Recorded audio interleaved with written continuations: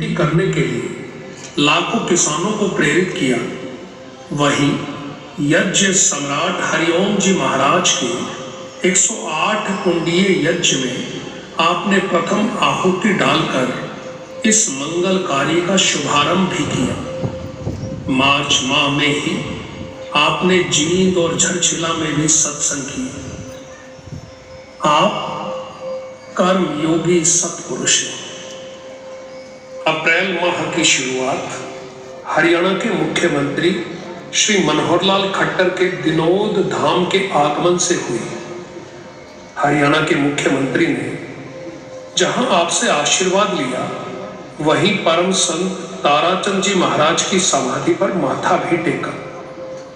आप मनसा वाचा कर्मणा की शुद्धता पर बल देते हैं।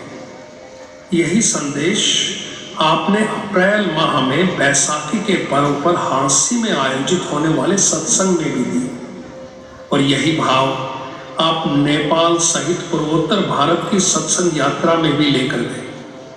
14 अप्रैल से 24 अप्रैल तक आपने नेपाल के धुल्लाबाड़ी और पशुपति नगर सहित पूर्वोत्तर भारत की दार्जिलिंग, जोरथांग, गांगटोक शाखा में सत्संग का रुक्का लगाते हुए अपनी इस यात्रा का समापन पश्चिम बंगाल की वाणिज्यिक राजधानी सिलीगुड़ी में 5 दिन के प्रवास से किया।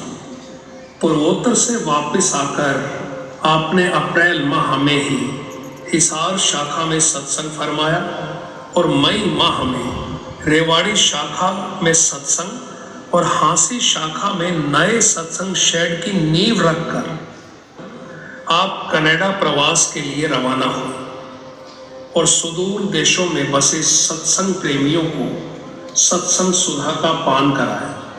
कनाडा सत्संग प्रवास से वापसी कर जुलाई माह में जहां आपने गुरु पूर्णिमा पर्व पर भिवानी शाखा में सत्संग फरमाया और मुरथल में स्थित ओशो ध्यान केंद्र के आध्यात्मिक कार्यक्रम में भी शिरकत की। जुलाई में ही आपने हरिद्वार में